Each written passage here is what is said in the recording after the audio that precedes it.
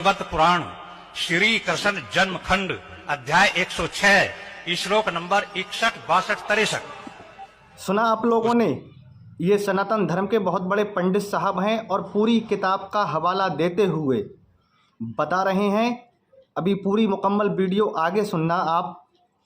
स्वागत है आपका शानू रज़वी ऑफिशियल में। मैं शानू खान।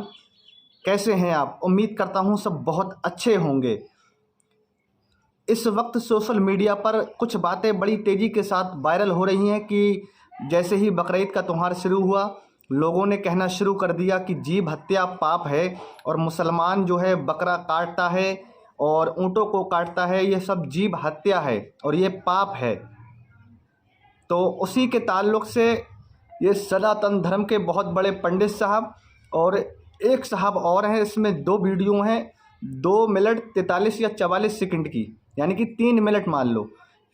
इस 3 मिनट की वीडियो में सब कुछ इन लोगों ने कह दिया है और जो लोग ये कह रहे हैं कि जीव हत्या पाप है, उनको भी इस 3 मिनट की वीडियो से जवाब मिल जाएगा कि क्या जीव हत्या पाप है और क्या मुसलमान ही सिर्फ जीव हत्या करते हैं, उनके अलावा कोई और जीव हत्या नहीं करता क्या? तो सुन लें, इनकी ये 3 मिनट की वीडियो है। उसके बाद में मैं आपसे चंद बातें करता हूं जो इंशाअल्लाह आपको बेहद पसंद आएंगी। सुने पंडित जी की भागवत पुराण श्री कृष्ण जन्म खंड अध्याय 106 श्लोक नंबर 61, 62, 63। श्लोक 61, 62, उसमें क्या लिखा कि जिस दिन श्री कृष्ण का विवाह रुक्मणी के साथ में हुआ तो रुक्मणी के बाप ने बारात को दावत देने के लिए 1 लाख गाय काटी, 1 लाख गाय, 2 लाख खरगोश काटे, 3 लाख कछुए काटे, 4 लाख हिरन काटे, 5 लाख कस्तूरी वाले हिरन, 6 लाख नील गाय, 7 लाख बकरे, 8 लाख मेंढे। सारा हिंदुस्तान दावत भी चला गया था क्या वो? अरे वाह पंडित। वैवत पुराण है ना, हिंदुत्व इनकी सुन ली, अब इनकी सुनो। मैं आपको एक गंभीर बात बताना चाहता हूं। ये राधे राम जी अंदर हैं। 72 बूचड़खाने हैं। कानून ने 72 बूचड़खाने पास किए हैं। उसमें से 3 बूचड़खाने सबसे बड़े हैं और जो सबसे बड़ा बूचड़खाना अहम बात है, सुनकर जाना, वो दक्षिण भारत के आंध्र प्रदेश में से निकला हुआ नया राज्य तेलंगाना है। और तेलंगाना का एक मेडक जिला है, उसमें 450 एकड़ जमीन के अंदर पशु कटते हैं रोजाना। 450 एकड़ आप नहीं समझेंगे, एकड़ सीकर की 986 भूमि तो गांव भी छोटा तेलंगाना की 450 एकड़ होती है। और उसके मालिक कौन है? उसके मालिक है सतीश सब्रवाल। और नाम क्या है उस बूचड़खाने का? अल कबीर। अल कबीर। क्या बात है। ये बात दोनों कहां से सीख के आया भाई तू? तेने उसका नाम शिवजी क्यों नहीं रखा? सही बात है। क्या बात हुई? दूसरा बूचड़खाना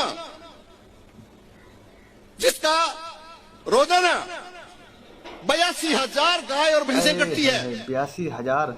और उस बूचड़खाने का मालिक कौन? उस बूचड़खाने का मालिक संतोष सूद। ये भी हिंदू निकला। और तीसरा बूचड़खाना अल नूर। अल कबीर। और अल नूर का मालिक कौन?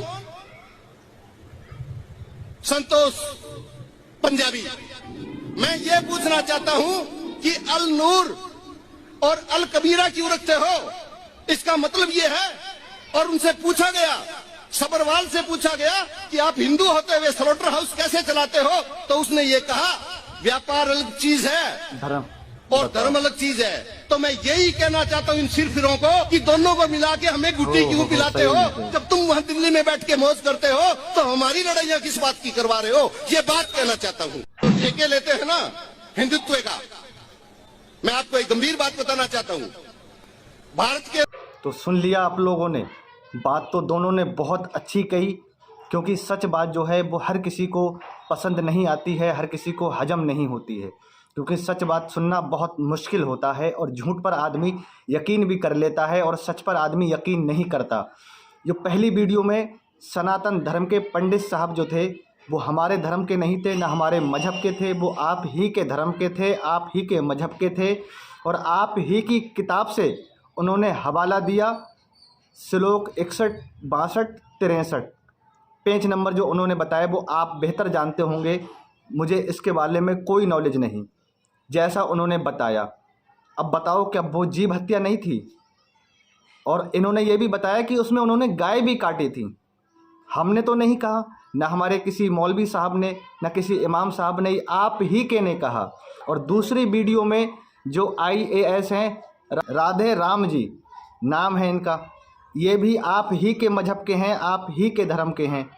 इन्होंने भी बिल्कुल जो बात कही बिल्कुल सही कही कि जब वो हिंदू एक्सपोर्टरों से पूछा गया, यानी कि जो बूचड़ खाने के मालिक हैं, नाम है हिंदू बूचड़ खाने के मालिक जो हैं वो हिंदू हैं, और नाम है मुसलमानों वाले अल कबीर, अल दुआ, अल नूर, बहुत से ऐसे बूचड़ खाने हैं जिनके नाम मुसलमानों वाले हैं। तो उन्होंने कहा कि उनसे पूछा गया कि तुमने ऐसा क्यों किया, ऐसा नाम क्यों रखा? तो वो बोले कि धर्म अलग चीज़ है, व्यापार अलग चीज़ है। अब आप खुद फैसला करें, खुद समझदार हैं, बताने की ज़रूरत नहीं कि खुद फैसला करें क्या सही और क्या गलत है। तो इन तमाम चीज़ों में पढ़कर आपस में नफ़रतें ना फैलाओ, आपस में मोहब्बतें फैलाओ, इन चीज़ों से कुछ नहीं मिलने वाला। ये हिंदुस्तान है, यहाँ पर हर एक मज़हब को अपने अपने तौर तरीके के, अपने अपने मज़हब को मानने का पूरा अधिकार है। अब आप सोचो, आप गाय को माता बोलते हो, तो आपके धर्म में गाय को माता बताया गया है, तो आप गाय को माता बोलते हो। अगर उसको कोई काटे या कोई पकड़ कर ले जाए या उसका व्यापार करे तो आपको तकलीफ़ होती है, होनी भी चाहिए, क्योंकि आपकी उसमें आस्था है, बिल्कुल होनी चाहिए। तो गाय को राष्ट्रीय पशु घोषित करवा दो मोदी सरकार से, जब वो नोट बदल सकते हैं, तो ये भी कोई बड़ी बात नहीं। और हम खुद इस चीज़ के सपोर्ट में हैं कि गाय को आप माता का दर्जा दिए हुए हैं, तो अच्छे से उसे पालो, या जो पशुआलय है या जो भी है उसमें बेहतरीन तरीके से उनकी परवरिश करो, ताकि लोग उन्हें पकड़कर उनकी हत्या ना करें, उन्हें ले जाकर उनका व्यापार ना करें, उनके चमड़े का इस्तेमाल ना करें। हम खुद इस चीज़ की आपकी सपोर्ट में हैं भाई। जिसमें धर्म में आस्था बसती है, तो भाई उसे अगर कोई नुकसान पहुंचाए तो तकलीफ़ होती है। तो मेरे प्यारे भाइयों, मैं बस यही कहना चाहता हूं कि जितने भी ये बड़े लोग हैं, ये छोटे छोटे लोगों को लड़ाकर अपना फ़ायदा उठाते हैं, और हम छोटे लोग इतनी कम अकल के होते हैं कि आपस में इनकी बातों में आकर एक दूसरे से नफ़रत करने लगते हैं, एक दूसरे से लड़ाई झगड़े करने लगते हैं, एक दूसरे को मारने पर आमादा हो जाते हैं। तो इनकी बातों में ना आकर अपने भाईचारे को बरकरार रखें, अपने भाईचारे को ख़राब ना होने दें, क्योंकि यहाँ पर कोई किसी का दुश्मन नहीं है, सिर्फ सोच की बात है। एक सोच इंसान को दुश्मन बना देती है। हालांकि ना हमने आपका कुछ बिगाड़ा, ना आपने हमारा कुछ बिगाड़ा, फिर दुश्मनी किस बात की? सिर्फ एक सोच की बात है। बीच का इंसान आकर आपसे कुछ कह दे, हमसे कुछ कह दे, तो हम दोनों में आपस में लड़ाइयाँ वो लड़वा देता है। तो हमें इस चीज़ से बचना है, दूसरों की बातों में ना आकर अपने दिमाग का इस्तेमाल कर हमें उस लड़ाई से बचना है जो बीच वाला इंसान हमें लड़वाना चाह रहा है। मेरे प्यारे भाइयों, आप खुद समझदार हैं। आपको अगर आपके त्यौहार में कोई अड़चन लगाए तो आपको तकलीफ़ होगी, इसी तरह हमारे त्यौहारों में कोई हमारी अड़चन लगाए तो हमें तकलीफ़ होगी, इसी तरह कोई सिख भाई या ईसाई भाई के त्यौहारों में अड़चन लगाए तो उन्हें तकलीफ़ होगी। क्योंकि हर एक इंसान को अपना धर्म मानने का अधिकार है, अपने धर्म के त्योहारों को मानने का अधिकार है, अपने धर्म के आधार पर इंसान को चलने का अधिकार है। वह आपके धर्म में जो होता है वो आपको अच्छा लगता है, मुसलमानों के धर्म में जो होता है वो उन्हें अच्छा लगता है, क्योंकि उनके धर्म से उनकी आस्था है, आपके धर्म से आपकी आस्था है, सिख भाइयों के धर्म से सिख भाइयों की आस्था है। तो हमें एक दूसरे के धर्म के बारे में, एक दूसरे के धर्म में क्या हो रहा है उसके बारे में टिप्पणी नहीं करना चाहिए, और हमें एक दूसरे से नफ़रतें नहीं करना चाहिए, क्योंकि किसी का भी मजहब, किसी का भी धर्म इंसान से नफ़रत करना नहीं सिखाता। हर एक इंसान, हर एक मजहब ने इंसानियत का पैगाम दिया है, इंसानों से मोहब्बत करने की बात कही है। तो फिर हम कौन होते हैं जो एक दूसरे से नफ़रत करने लगते हैं ज़रा छोटी छोटी बातों पर। मेरे प्यारे भाइयों, मैं तो बस यही पैगाम दूंगा कि आप तमामी लोग, हमारे हिंदुस्तान, जितने भी हिंदुस्तान में हिंदुस्तानी लोग हैं, तमाम आपस में भाईचारे के साथ रहें, मोहब्बत से रहें, प्यार से रहें। इसी में हमारी और आपकी भलाई है। बाकी दोस्तों, मिलते हैं अगली वीडियो में। अपनी राय कमेंट बॉक्स में ज़रूर पेश करना। मिलते हैं अगली वीडियो में। अस्सलामु अलैकुम वरहमतुल्लाहि ताला बरकातुहू।